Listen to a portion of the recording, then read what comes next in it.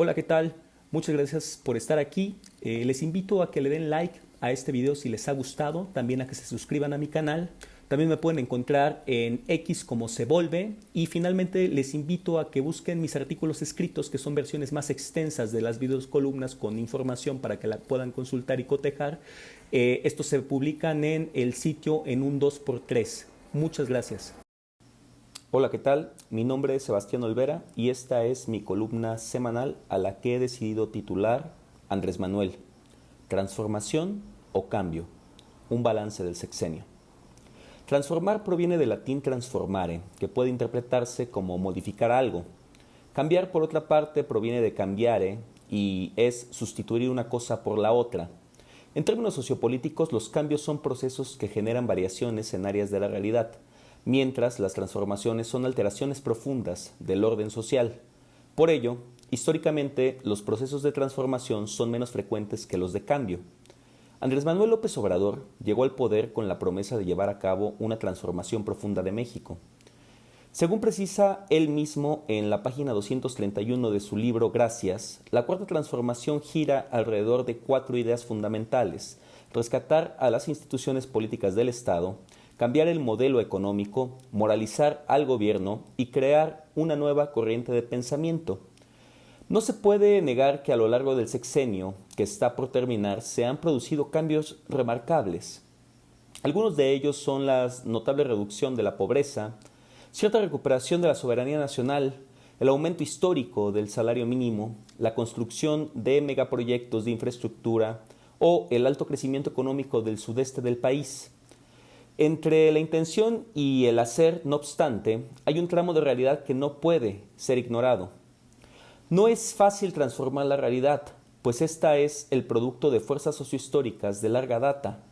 El carisma, la pericia política o estar a la cabeza del gobierno resulta en condiciones muchas veces insuficientes cuando se trata de modificar dichas fuerzas. Con esto en mente, sugiero preguntarnos si en el sexenio de Andrés Manuel se llevó a cabo una transformación de la realidad o si más bien lo que se produjeron fueron cambios y en qué medida beneficiaron a las mayorías populares. Para ello, a continuación, analizo los 4 objetivos del proyecto político del presidente ya enunciados en su relación con la generación de bienestar y justicia sociales. El rescate de las instituciones políticas del Estado significaba para Andrés Manuel tomar el control del aparato gubernamental para impulsar su programa de reformas. Hay que reconocer que efectivamente se generó un cambio destacable en este sentido, ya que es la primera vez en la historia moderna que llega al poder un gobierno de centro-izquierda.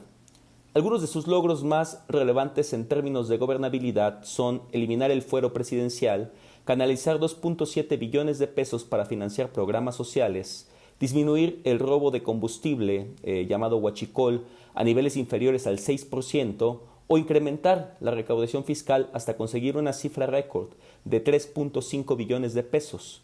Tales cambios, sin embargo, no han significado una modificación sustancial de la realidad política.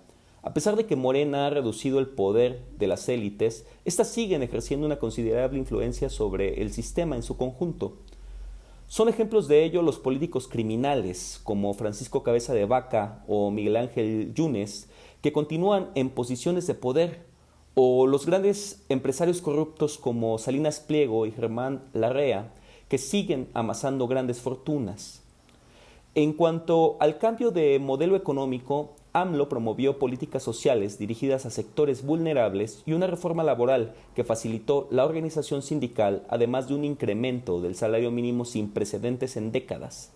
Según el Coneval, estas medidas redujeron la pobreza en 5.1 millones de personas y aumentaron el salario real en un 110%. Ambos son logros notables que beneficiaron a millones. No se puede dejar de observar, sin embargo, que una tercera parte de la población del país continúa en situación de pobreza. Estamos hablando de casi 47 millones de personas. Los ingresos laborales, por otra parte, siguen siendo insuficientes.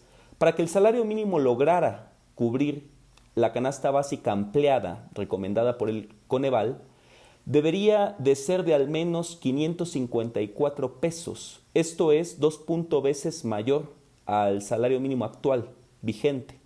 En resumen, Aunque hubo mejoras notables en la economía, el modelo económico sigue sustentándose en la desigualdad y en la explotación, lo que impide hablar de una transformación estructural de la economía. Otro de los grandes objetivos de Andrés Manuel fue la moralización del gobierno, centrada en el combate a la corrupción. Para ello, impulsó la ley de austeridad republicana, tipificó la corrupción como delito grave y creó el Sistema Nacional Anticorrupción. No obstante, estos esfuerzos no han alcanzado los resultados esperados. Los grandes casos de corrupción como la estafa maestra, el fraude de Segalmex y el caso de agronitrogenados Pemex de los sexenios pasados siguen sin resolverse y los involucrados permanecen impunes. Aún más preocupante resulta el hecho de que ninguna investigación federal importante prospere para ofrecer justicia cuando los involucrados son altos funcionarios y mandos. El bloqueo que a partir de 2002 experimentó la investigación para ofrecer justicia y verdad sobre el caso de los 43 estudiantes de Ayotzinapa desaparecidos no se llevó a cabo y no avanzó porque se toparon las investigaciones con la culpabilidad de altos mandos del ejército y de las élites políticas. Esta es quizá la muestra más clara de la persistencia de la corrupción en el aparato estatal. En cuanto a la creación de una nueva corriente de pensamiento, hay que señalar que el sexenio de Andrés Manuel ha generado una mayor politización, sobre todo en sectores populares, campesinos y trabajadores.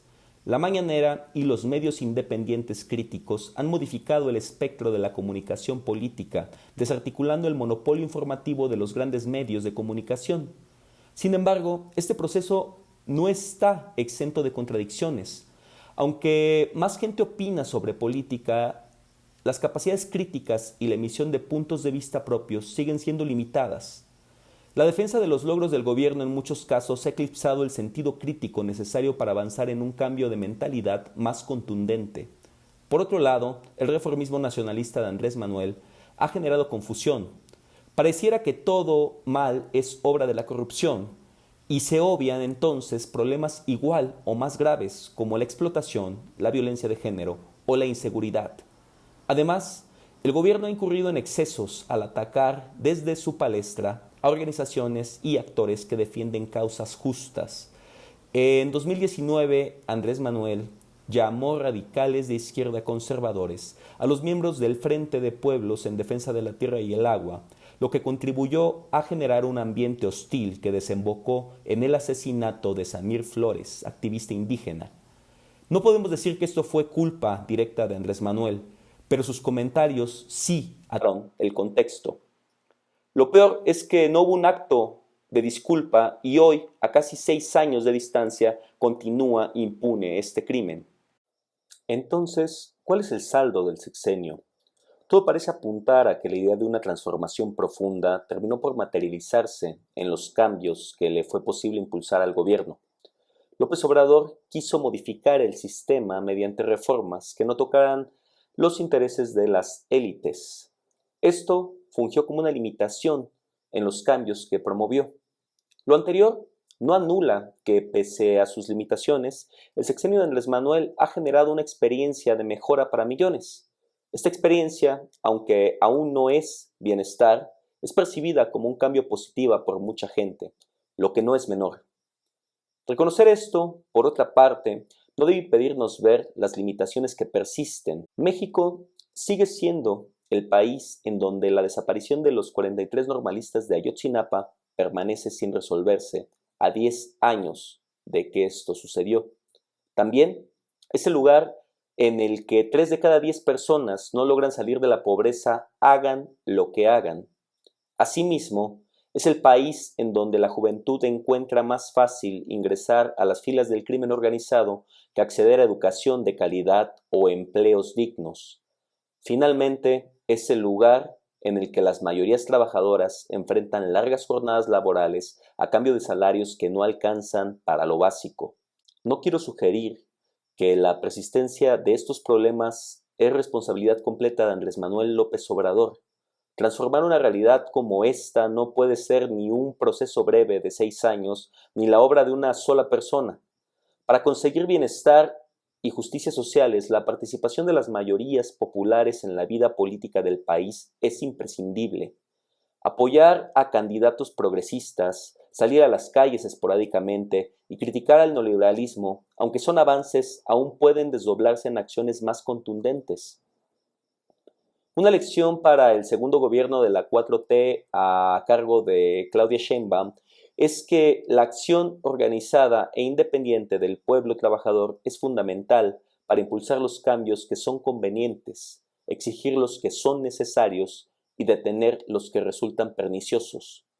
En este sexenio se generaron avances. Con la participación activa y permanente de las mayorías, estos se podrían aprovechar para impulsar transformaciones que efectivamente produzcan bienestar y justicia para las mayorías. A 10 años de la desaparición de nuestros compañeros de la Normal Rural de Ayotzinapa, desde este medio nos sumamos a la exigencia colectiva de verdad y justicia. Nos siguen faltando los 43.